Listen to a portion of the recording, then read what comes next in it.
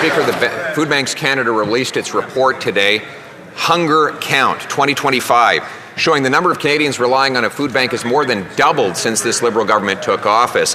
It shows that 39% of the population experienced food insecurity, 82% did not have enough to eat, 34% went an entire day without eating, 53% missed a meal to afford something else, 28% went hungry at least once a week.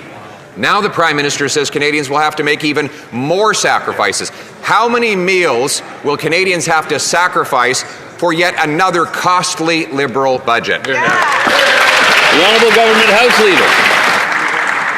Mr. Speaker, the Leader of the Opposition is good at throwing all of this stuff out. What he's not good at is reading what the groups on the ground actually have to say. Of course there are too many people living in poverty in Canada, but there are significant initiatives being put in place by this government, opposed by this Leader of the Opposition and his party, systematically evoked in the report from Food Banks Canada today, Mr. Speaker. We support these key assistance programs for Canadians. He votes against them and then dares to get up and criticize us for putting in place support for the weakest Canadians. The Honourable Leader of the Opposition.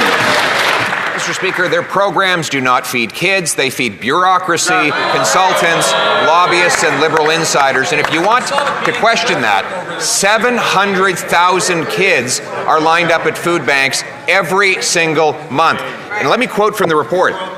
It took decades to reach 1 million visits in any month, and it has now taken half a decade to more than double that. These are not outliers. This is Canada's new normal. The more government spends, the more things cost. How many meals will Canadian kids have to sacrifice for yet another costly Liberal budget? The Honourable Secretary of State for Children and Youth. Thank you, Mr. Speaker. In fact, Canada's largest food bank in Toronto, the Daily Bread Food Bank, is asking that the National School Food Program be made permanent through legislation. And we are delivering this. They're asking because the program helps provide nutritious meals to 400,000 children at school. The Conservative Party voted against this. The members opposite will soon have an opportunity to do the right thing for their constituents and make school food permanent. We urge them to do so. The Honourable Leader of the Opposition. Speaker, these Liberal programs feed bureaucracy, lobbyists, consultants, and insiders, but they don't feed kids. Children cannot eat Liberal press releases or Liberal photo ops. Mothers cannot fill shopping carts with Liberal boasting.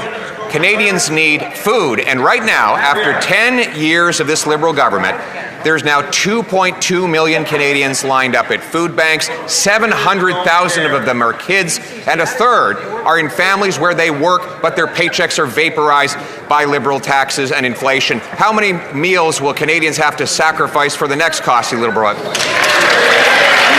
The Honourable Minister of Housing and Infrastructure. Thank you, Mr. Speaker. Well, the Leader of the Opposition seems to flat out ignore the fact that this government is focused on affordability.